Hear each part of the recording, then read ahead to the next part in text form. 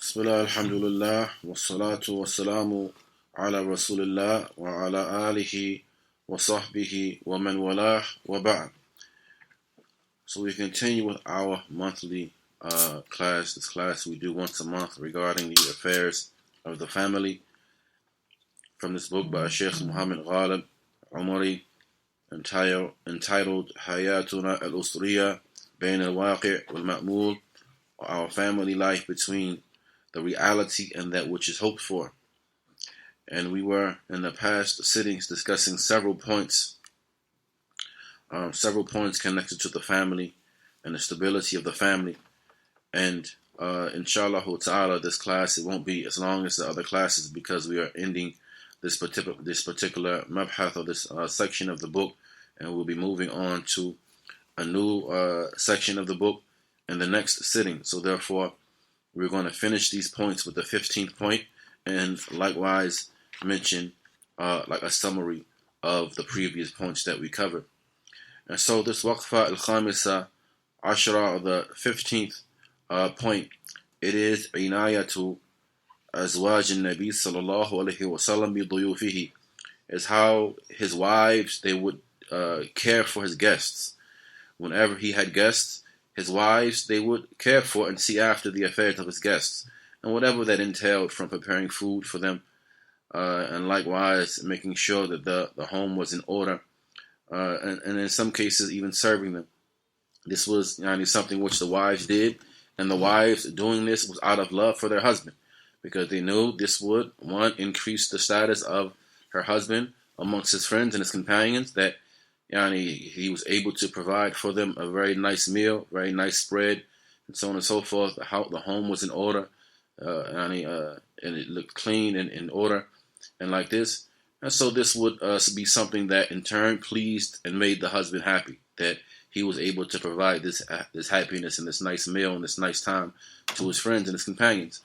And so therefore the wife, she sees after the affairs of his guests out of love and compassion for her husband and wanting to bring happiness to her husband. And so as Shaykh, he mentions that and from the excellent manners of ta'amul, and how his wives dealt with him sallallahu alaihi wasallam, أنهن كنا يكرمن من الضيف أو يكرمن الضيف, is that from the excellent manners of association of his wives for him is that they would honor his guests, بما فيه من خدمة والطبخ, from that which, or with that which had within it, or whatever that contained from khidmah, and seeing after whatever affairs they were in need of, serving them, and likewise cooking food. And other than this, وَذَلِكَ كُلُّهُ مَحَبَّةً فِيهِ صَلَى اللَّهُ عَلَيْهِ وَسَلَّمَ, and all of that was done not out of her veneration for those individuals and those brothers, but rather out of her love for her husband. Out of her love for her husband, she would honor his guests. وجاء في حديث لقيط بن صبرة رضي الله عنه أنه قال, that from this hadith of Laqit ibn Sabra, that he mentioned that when we had came to the home of the Messenger of Allah alayhi salatu wasalam, we didn't find him to be inside of his house. He was expecting us, but he wasn't there when we got there. And so Aisha was there, radiallahu anha. And so she commanded that an animal be slaughtered for us. Aisha commanded that an animal be slaughtered for us. For suni'at lana, and that animal was cooked for us. And likewise we were brought a container of beverage. ثم جاء النبي صلى الله عليه وسلم, and then the Prophet عليه الصلاة والسلام came while all of this was occurring. So he was expecting them to come. The guests came, they didn't find him there, yet Aisha was there. She knew that they were who? They were the guests of her husband. And so she saw after their affairs, made sure they were comfortable, made sure a meal was prepared, and the likes of this. Beverages were brought.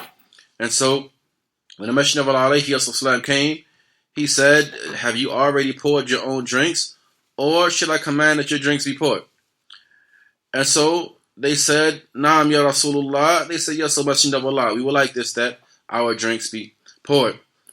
And so Aisha radiallahu anha, the Shaykh is pointing out that from the honoring of her husband and her love for her husband, she would honor his duyuf, she would honor his guests and take care of his guests. Because she is a representative of who? Of her husband in this instance. And from the nobility of the husband and the man in general is that when people come to visit him, he honors his guests. As the Messenger of Allah alayhi wasallam, he said that whoever believes in Allah in the last day, let him honor his guests. Now, he said, and so she honored his guests even before he had arrived. She had already seen after their affairs. Now, he says, وَهَذَا الْكَرَمْ وَالسَّخَاء وَحُسْنُ التَّعَامُلِ كَانَ مَعَ زُهْدِ مَعِيشَتِهَا رَضِيَ اللَّهُ عَنْهَا فِي بَيْتِهَا. And this, what she had done in terms of commanding that an animal be slaughtered and setting out this bread for her husband's friends and his companions and the likes of this is in spite of that which she was within from somewhat straitened circumstances inside of her home. They didn't have a lot of dunya. But she still saw to it that she honored and took care of her guests with that which, or the guests of her husband, with that which was at her disposal.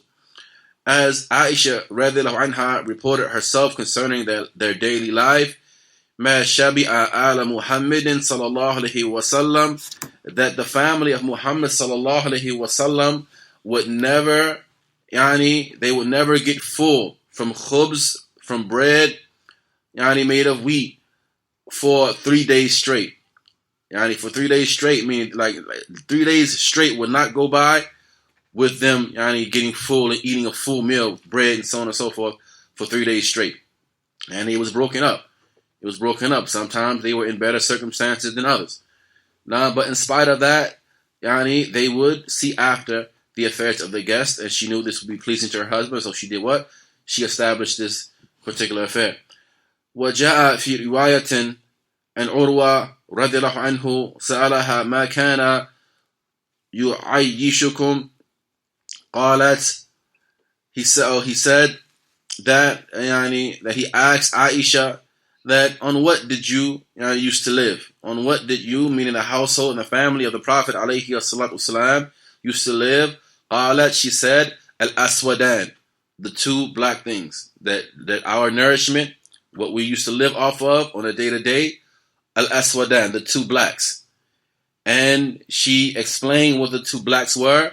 They were at-tamr, dates, wal-ma, and water. Dates and water. This was their norm. The norm in the household of the Messenger of Allah alayhi wasallam was this. And yet we find them, when it was time to honor and to treat the guests and to host them, we found them laying out the best of that which was at their disposal. وقالت في وصف فراشه صلى الله عليه وسلم, and she likewise mentioned in description of the bed of the Prophet alayhi salatu wasalam, كان فراش رسول الله صلى الله عليه وسلم, that the bed of the Messenger of Allah alayhi salatu wasalam, it was made of straw.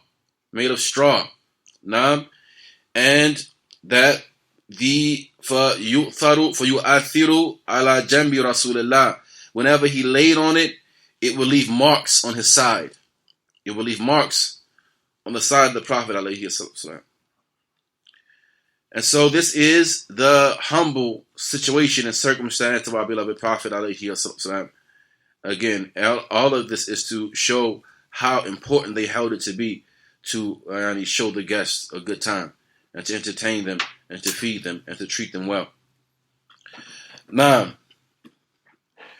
he mentions a point that needs to be drawn attention to, or attention needs to be drawn to it. He said, ليس من حسن التعامل ولا من المودة ولا من الوفاء وفارقة الزوجة لزوجها لضيف حاله or لضيق حاله, that we find that in spite of how tightened the circumstances were of the prophetic household in terms of dunya and financially, they didn't have a lot of things dunya-wise, financially. But in spite of this, we found his wives to be loyal. You find his wives to be loving and caring and concerned wives. So he said, it is not from good ta'amul, good dealings, nor is it from love, nor from the fulfillment of rights that the wife separates from her husband due to the tight financial situation that he may have. He may have a tight financial situation, and we find the Messenger of Allah alayhi to be, of course, the best of men to ever walk the face of the earth. And he was a man who practiced polygyny, to the point that when he died upon 9 wives. And at times his financial situation was what it was.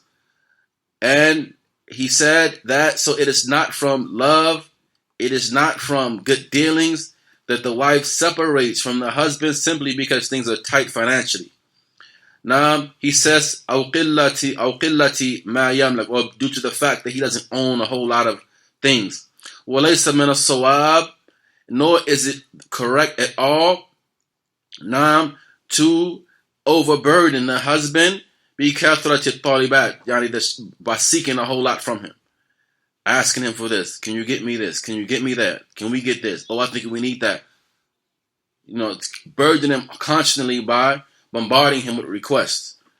It is not from good dealing to the wife should be like this. وَالَّتِي لَا يَتَحَمَّلْ كَاهِلُهُ, things which that he is not really in actuality in need of to take care of his family. وَلَيْسَ لَدَيْهِ قُدْرَ عَلَيْهِ, things which he does not have the ability to give. فَمِنْ حُسْنِ تَعَامَلَ زَوْجَ مَعَ زَوْجِهَا الصَّبْرِ, but rather from good dealings of the wife for her husband is that she has sabr, that she has patience regarding the tights, those downs that may come. Because sometimes we're up, sometimes we're down. Sometimes we're in a better financial situation than others.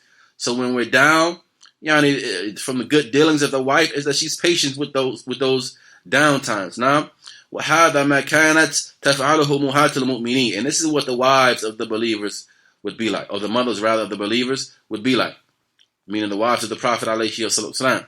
They would be like this.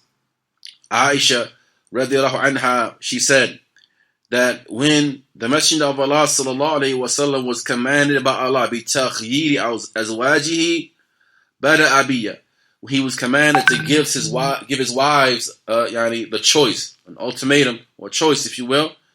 Now, he began with me. He came to Aisha first. فَقَالَ, and he said, إِنِّي ذَاكِرٌ لَكِ أَمْرًا, I'm about to mention something to you.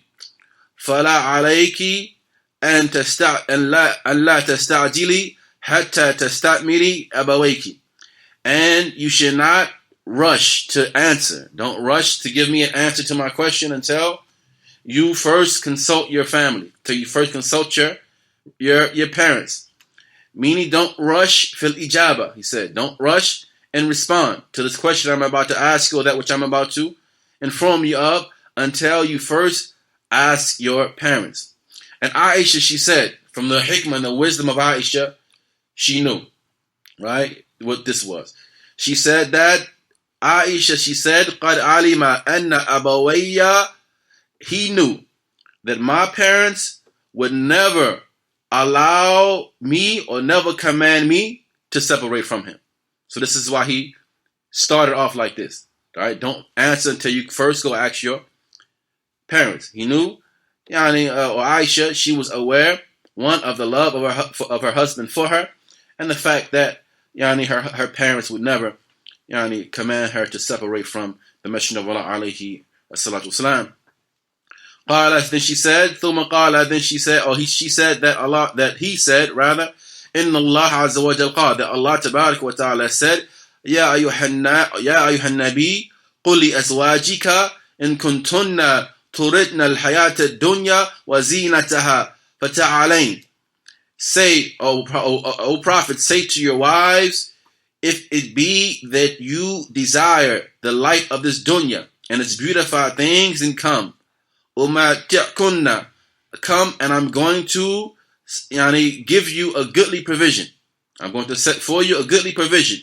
And I'm going to set you free. Sarahan jamila. I'm going to set you free in a good way. If it be that you want dunya, you desire those beautified things of this dunya, you want this, you want that, you want all of these things, then I'm going to set for you a good provision, and I'm going to send you on your way in a good way. Now, قالت Aisha, she said, now look at the wisdom again of Aisha, highly intelligent woman, a highly intelligent woman.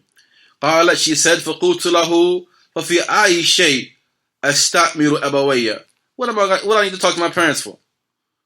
Why would I need to talk to my parents about a question or an issue like this? She says, فإني أريد الله ورسوله. She said, I want Allah and His Messenger. I want Allah and His Messenger, وَالدَّارِ الْآخِرَةِ, and the abode of the hereafter. Now, the intelligence of our mother Aisha, radiyallahu ta'ala anha. That which she gave precedence to, the affairs of al-akhirah. And so, she said, or he said that, thumma, or she said, Naam Aisha, and then he went to the remaining wives, and all of them followed my example, and he said a statement similar to mine.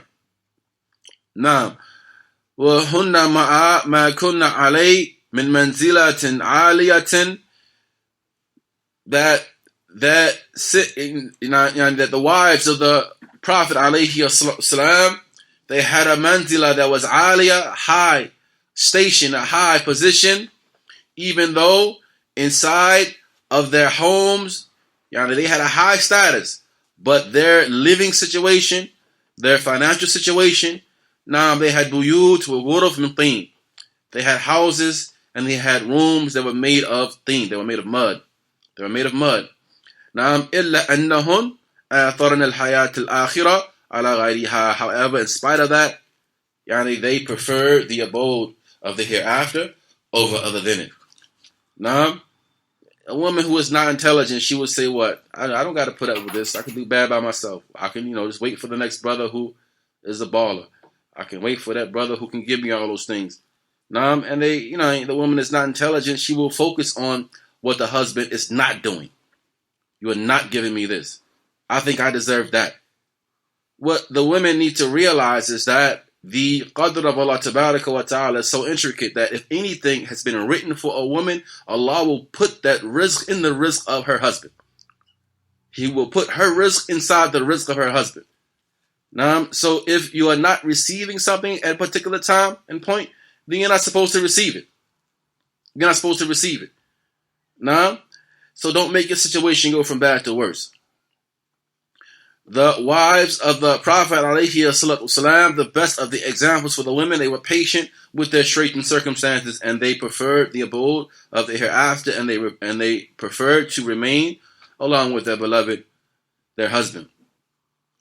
Aisha radiallahu anha, she gave the women a beautiful piece of advice. She said, Ya ma'ashara nisa, O women, law ta'lamna haqq azwajikunna, that if you truly knew the right of your husbands, then a woman from amongst you, she would wipe the sweat, or she would wipe rather the ghubar, the dust, off of his feet, off the feet of her husband, with the sweat that poured off of her face.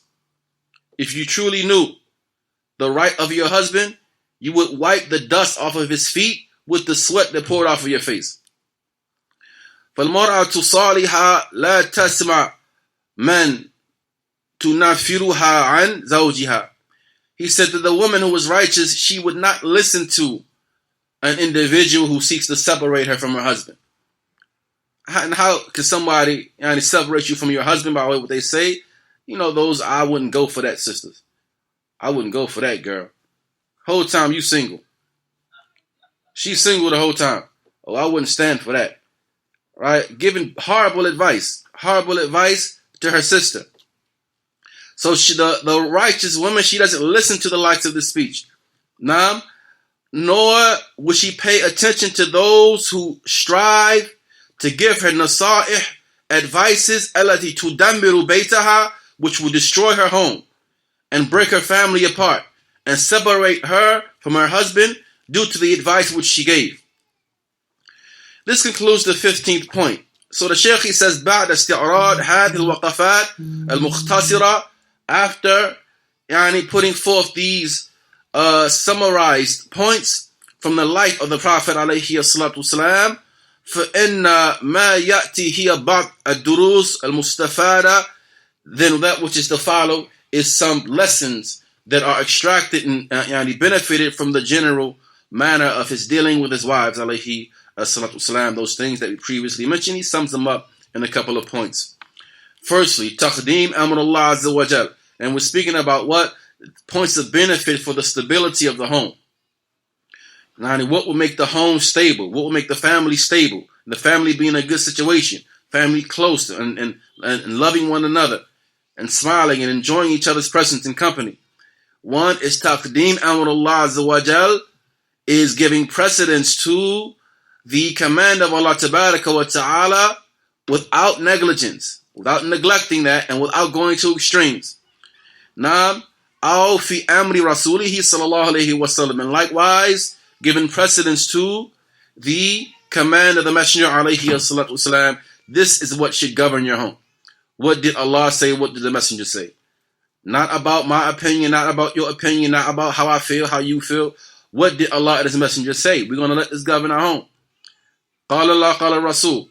This is what we return our affairs to. فَإِن تَنَزَعْتُمْ فِي شَيْءٍ فَرُدُّوهُ إِلَى اللَّهِ وَرَسُولِهِ. If you dispute anything, refer it back to Allah and His Messenger. Now, let that be what governs your household. فَلَا يَكُنْ رِضَى الزَّوْجِ أَوْ الزَّوْجَةِ بِمَا يُخَالِفْ شَرْعَ اللَّهِ أَبَدًا. And so therefore, the pleasure of the husband or the pleasure of the wife is not going to be in that which opposes the legislation of Allah ever. Now, it's not about what making you happy if what makes you happy opposes what Allah and His Messenger say. Now, if it doesn't oppose what Allah and His Messenger say, then I'm all for making you smile, putting a smile on your face, making you happy. Now, but if it opposes what Allah and His Messenger have stated, then we can't give precedence to that. Or yukhalif dinahu, or that which opposes the deen of Allah Tabaraka wa Ta'ala. Because opposing the divine commands, Naam, al-amr al-ilahi, wal-amr al-nabawi, and the prophetic command, huwa sababu, it is the reason for the destruction of the family and its demolition. فكيف تكون الأسرة سعيدة وهي في انحراف عن شرع الله وعن دينه. So therefore, how can the family be happy? How can a family be happy if that family is in a state of deviation from the legislation of Allah and from His deen? We're doing things inside the house that contradict the legislation of Allah Tabaraka wa Ta'ala. We have things inside of our home that we know contradict the Shar' Allah. How can we ever expect happiness? Now, whenever we dispute or there's an issue, there's a mushkila between us, we act in a way that is contrary to that which Allah has legislated, or that which the Messenger of Allah alayhi wasallam has commanded with. How can we ever expect to be happy? So, the first point that we get from all of those things that we mentioned is giving precedence to the command of Allah and His legislation, and the command of the Messenger alayhi wasallam, giving precedence to that and letting that be what governs our household. Now, secondly, husn al-tarafuq wa-ta'amul wal-lutf al-mu'amala min al-jihatayn, is having an excellent display of kindness, displaying kindness, and likewise dealing with one's spouse in an excellent manner, and being gentle in terms of one's dealings. And this is from both perspectives, from the perspective of the husband and likewise from the perspective of the wife. So the husband, he is kind and he is merciful and gentle with the wife, and likewise the wife, she is the same towards her husband. It should not be how unfortunately we find some of the people to be some of the most respectful and kind to those outside of their home. Inside of their home, they're a monster. And this is from the women and the men, unfortunately. It's from the women and from the men, unfortunately. Some of the complaints that I've heard in my tenure and throughout my time of having this particular position, and we do family counseling, we talk to people and so on and so forth, and some of those individuals who you find to be the wives complaining about how harsh they are. And sometimes they may even, the husbands even put their hands on their families. This would be the brother who's the nicest, most pleasant and gentle brother in the masjid. Gentle with the brothers. You would never imagine him being like that. But they go inside of their home and they're what? They're a gorilla. They're a monster. They're a lion. Right? We should be kind. That's the one who deserves your kindness. Your family, your wife, your children, they are more deserving of your kindness than those outside of your home. The Salaf, they were the opposite. The Salaf, when they were inside of their home, they were like a rabbit, like a kitten. Outside of the home, this is when they were lions. This is when the men, they were lions. Likewise, the women, the same way. Respectful. They get pulled over by a cop. Yes, sir. Oh, yes, sir. Oh, I didn't know that, sir. Go home to their husband, they're raising their voice at him. They yell at him. They're talking back, and they're doing all types of things. This is backwards. Rather, both spouses, the husband, how he deals with the wife and how she deals with the husband, it should be kind, full of gentleness and love and compassion. The Shaykh, he says that, كَذَلِكَ مِنْ جِهَةِ الزَّوْجِ. Now, وَالصَّبْرُ, and likewise being patient, and likewise having muda'aba, having humor between them. Yani they laugh, they joke with each other. They know how to put smiles on each other's faces. They have those little private jokes that nobody's going to get but them. This is how the spouses ought to be with one another. Thirdly, inayat zawjat. Thirdly is the care and concern that the wives have with hirsuhun ala azwajihin, and the diligence which they have for looking after the affairs of their husband. Being diligent in these affairs, more so than him sometimes. You find the woman and she should be like this. كَمَا كَانَ مِنْ زَوْجَاتِ النَّبِي sallallahu alayhi wa sallam, as the wives of the Prophet were, as it relates to his ta'am, his food. Now, as it relates to his food. He doesn't have to tell her, he's hungry, I'm hungry, can you cook something? You don't have to tell the wife that. Rather, she has inayah and hirs over this particular affair. Likewise, his clothing, making sure his clothes are laid out for him. He doesn't have to iron his own stuff. It's already laid out. And his thief, and the oils that he likes to wear. The wife has concern for these matters, and she looks after these affairs for her husband, setting out the good types of oils, either that which he likes or that which she likes to smell upon him. Hey, you should wear this today. I like this one on you. And likewise, looking after the rest of his day-to-day affairs, which will make his life easier. This is something which leads to the stability of the family and leads to longevity in marriages. You know, someone looks out for you like that, like subhanAllah, making sure that be down to the oil that you like or that she likes to smell upon you. She's making sure these affairs are taken care of you or taken care of for you. And likewise, at-ta'anni, taking one's time, being deliberate in your statements, deliberate in your actions, taking your time. Don't say the first thing that comes to your mind when someone irritates you. It's going to happen. Sometimes we may irritate them, they may irritate us. It happens. It's life. You live with a person long enough, it's bound to happen. And so one has this time. He's deliberate, he's slow, he takes his time. And he takes his time in ilaj al-mashakil wa naza'at, in dealing with and treating those problems that occur between spouses and those arguments that may arise. And not that one behaves ignorantly, nor is one pig-headed in terms of how he deals with an issue that may pop up. Oh, you did that? Now I'm going to do this. You did that? That's what I did. No. Take your time. Be wise in how you deal with issues and problems. And likewise, wisdom is what? Putting things in their proper place. So you're stern when you need to be stern. You're soft when you should be soft and mild, and so on and so forth. And you say something when something needs to be said, and if something needs to be said, you don't delay saying it. If something's certain things should be said at a particular point, a person thinks that his wisdom to just keep his mouth shut, knowing that he's upset. And so later down the line, you end up blowing up over something that's really minute because you held something in that should have been said a long time ago. Right? It's backwards. It's not good for the family. So have wisdom in how you deal with these situations. You speak when it's the proper time to speak. Certain things that can be overlooked, you overlook them. You don't mention them. Now, and you are, again, stern when you should be stern. You're mild and soft when you should be mild and soft. And likewise for the woman. She doesn't nitpick every single issue in detail. Now, and so he takes his time in dealing with the issues that arise. He's deliberate in his statements and his actions.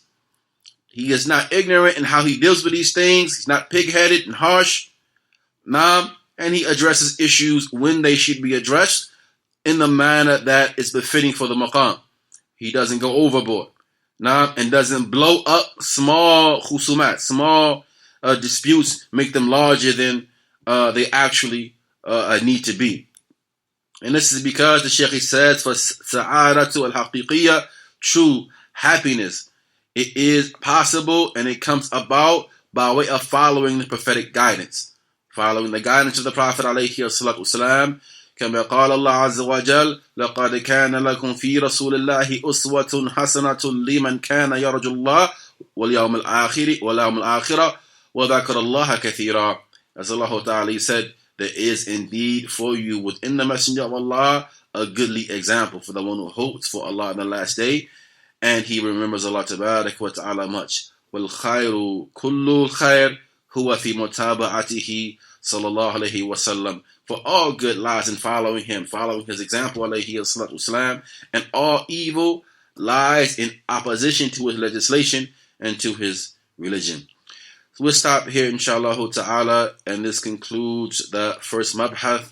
The second mabhath, second point of study that we're going to go into next month is connected to the mashakil wal hulul, and how to, problems that occur and how to deal with those problems when they pop up. Now, Allah Ta'ala knows best. هذا وصلى الله وسلم وبارك على نبينا محمد وعلى آله وصحبه.